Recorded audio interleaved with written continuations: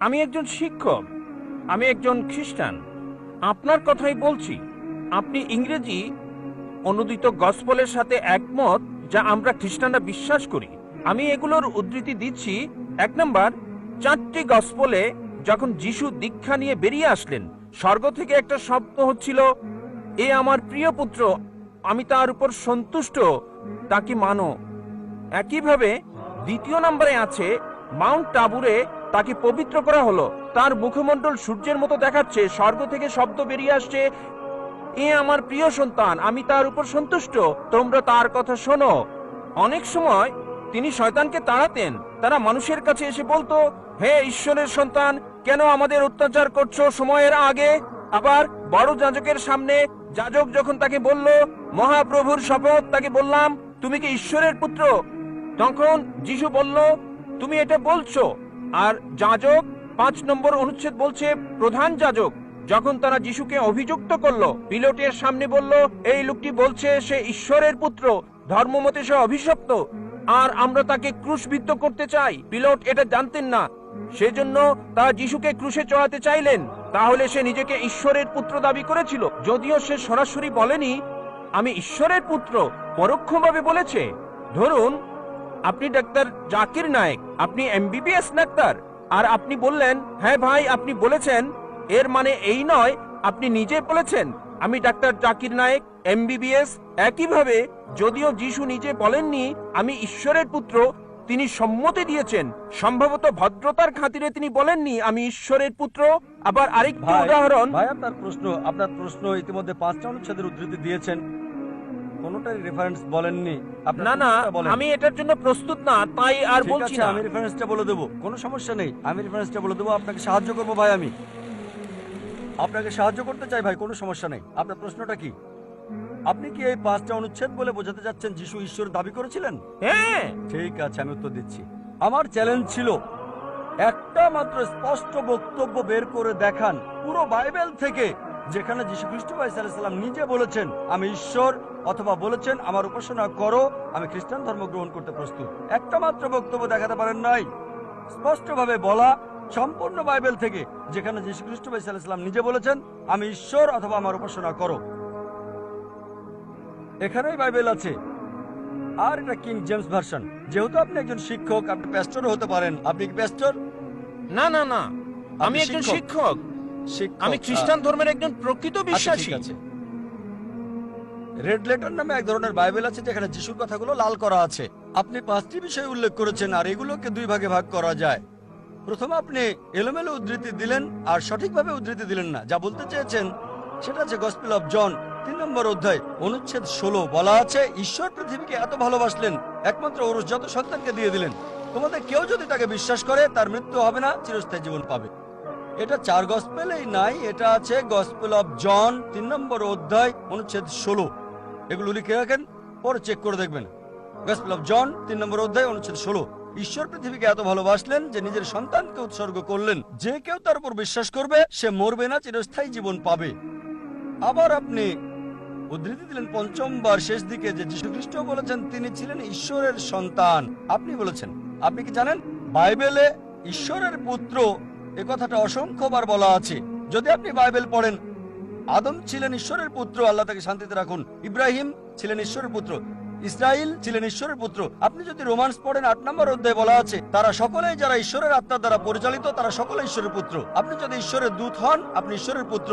যদি আমি ঈশ্বরের দূত হই, আমি ঈশ্বরের সন্তান বাইবেল অনুসারে। কিন্তু তারা বলে না না না না না, যীশু খ্রিস্ট স্বাভাবিক সন্তান না, তিনি ঔরসজাত সন্তান।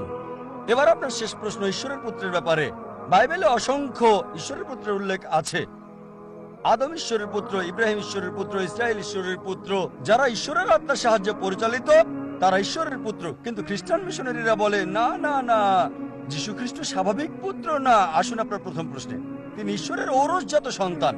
তারপর তারা বলে যা আপনি বলেননি, আমি আপনাকে সাহায্য করছি। গসপেল অফ জন 3 নম্বর অধ্যায় অনুচ্ছেদ 16, ঈশ্বরের পৃথিবীকে এত ভালোবাসলেন যে নিজের সন্তানকে উৎসর্গ করলেন, যে কেউ তাকে বিশ্বাস করবে সে মরবে না, চিরস্থায়ী জীবন পাবে। ভাই, আপনি কি বিগটন শব্দের অর্থ জানেন? বিগটন শব্দের অর্থটা কি? না। বিগটন শব্দটার অর্থ কি? বিগটেন মানে এটা না যা আপনি বুঝেছেন। এটা মানে আমি এটা আপনাকে হতে পারে জিজ্ঞেস না। করছি বিগটেন শব্দটার অর্থ কি? হ্যাঁ, আমি জানি। বিগটেন শব্দের অর্থ কি? বিগটেন শব্দের দুটো অর্থ রয়েছে। যখন মানবজাতির বিষয়ে বলেন সে বিগটেন, মানে তার রক্ত মাংসের পুত্র। যখন ঈশ্বর বিগটেন বলেন, তার মানে এটা কাউকে বোঝায় না, তাকে জন্ম দেয়া। এর মানে হলো গভীর সম্পর্ক পিতা এবং পুত্রের মাঝে। এটা যদি বলেন পুত্র, আমি বলি ধরেন কেউ এখানে আসলো আর আমি বললাম হে আমার পুত্র, সে কিছু মনে করবে না, কারণ তার অল্প বয়স। যদি আমি বলি যে পুত্র এখানে আসো, সে আসবে। যদি বলি বিগটন স্থান এখানে আসো, সে আমার গালে চড় মারতে পারে। এই অভিযোগ করে যে নাউজুবিল্লাহ আমার দৈহিক সম্পর্ক তার মার সাথে, ঠিক? যদি একটা ছোট বালককে বলি বিগটন সান, বা একটা যুবককে হতে পারে 23 বছরের, আমি 40-এরও বেশি, যদি বলি বিগটন সান এখানে আসো, সে হয়তো আমার গালে চড় মারতে পারে। কেন? বিগটন মানে ঈশ্বরের দ্বারা সায়ার, সায়ার মানে নিম্নজাতের প্রাণীর যৌন ক্রিয়া সম্পর্কিত। আর এ কারণে যদি আপনি রিভাইজড স্ট্যান্ডার্ড ভার্সন বাইবেলটা পড়েন, সংস্করণ করেছে 32 জন উচ্চ পদস্থ খ্রিস্টান পণ্ডিত, যাদের সমর্থন করেছে 50টি খ্রিস্টান চার্চ। তারা বলেছে বিগটন শব্দটি গসপেল অফ জন অধ্যায় 3 অনুচ্ছেদ 16 হচ্ছে অসার কথা, একটা মিশ্রণ, একটা প্রতারণা, এবং তারা এটাকে বাইবেল থেকে বাদ দিয়েছে। আপনি কি জানেন? যদি রিভাইজড স্ট্যান্ডার্ড ভার্সন বাইবেল পড়েন, যেটা সবচেয়ে বেশি বিকৃত, সংস্করণ করেছে 32 জন উচ্চ পদস্থ খ্রিস্টান বিশেষজ্ঞ, যাদেরকে সহায়তা করেছে 50টি বিভিন্ন খ্রিস্টান মিশনারি। তারা বলেছে এই বিঘটন শব্দটি হচ্ছে অসার কথা, একটা মিশ্রণ, একটা প্রতারণা, এজন্য এই বিঘটন শব্দটা তারা বাদ দিয়েছে। সুতরাং যদি বলেন পুত্র, তবে ঈশ্বরের পুত্র আছে বাইবেলে অসংখ্য। সুতরাং আপনার প্রথম এবং শেষ প্রশ্নের উত্তর আমি দিয়েছি। এবার আসুন আপনার দ্বিতীয় এবং তৃতীয় প্রশ্নে। বলেছেন তিনি শয়তানকে তাড়ান। পুরো উদ্ধৃতি দেন। আপনি পুরো বাক্যটা বলেননি, আমি আমার লেকচারে বলেছি। গসপেল অফ ম্যাথিউ অনুযায়ী অধ্যায় 12 28 নম্বর অনুচ্ছেদ তিনি বলেছেন আমি শয়তানকে তাড়িয়ে দিই ঈশ্বরের আত্মার সাহায্যে। গসপেল অফ লুক অধ্যায় 11 অনুচ্ছেদ 20 আমি শয়তানকে তাড়াই ঈশ্বরের আঙুলের সাহায্যে। এখানে বলছে না যে তিনি একা করেন, তিনি এটা করেন ঈশ্বরের সাহায্যে। এর মানে এই নয় যে তিনি ঈশ্বর। এই সবগুলো অনুচ্ছেদ যা আপনি বলছেন স্পষ্ট করে বলছে যে তিনি হচ্ছেন ঈশ্বরের দূত, তিনি নিজে ঈশ্বর ছিলেন না।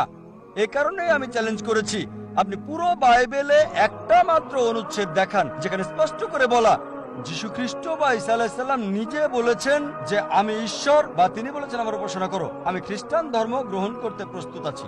যীশু কোথাও কখনো বলেননি যে শুধু যদি আমি বলি পুত্র এখানে আসো, এর মানে এই নয় যে আমার ঔরসজাত সন্তান। ঠিক একইভাবে যদি আপনি আমাকে বলেন যে আমি আপনাকে ডাক্তার জাকির নায়েক বলে ডাকবো, ঠিক, আর যদি আমি আপত্তি না করি যে না এটা সঠিক হতে পারে, ভুলও হতে পারে, লোকজন বলে ডাক্তার জাকির নায়েক একজন বিশেষজ্ঞ, আমি নিজেকে মনে করি না বিশেষজ্ঞ, আমি একজন জ্ঞানের ছাত্র হিসেবে নিজেকে চিন্তা করি। সুতরাং লোকজন আমাকে যদি বিশেষজ্ঞ বলে আর আমি নীরব থাকি, তার মানে এই নয় যে আমি গ্রহণ করছি। তারা আমাকে বিশেষজ্ঞ হিসেবে বিবেচনা করে, আমি নিজেকে বিবেচনা করি না। সবসময় নিজেকে জ্ঞানের একজন ছাত্র হিসেবে উল্লেখ করে থাকি, তালবে ইলম। সুতরাং আপনি বাইবেল থেকে যা উদ্ধৃতি করেছেন, বাইবেলের যেখান থেকে করেন রেড লেটার হতে হবে। রেড লেটার মানে যীশু খ্রিস্ট বা ঈসা আলাইহিস সালামের কথা।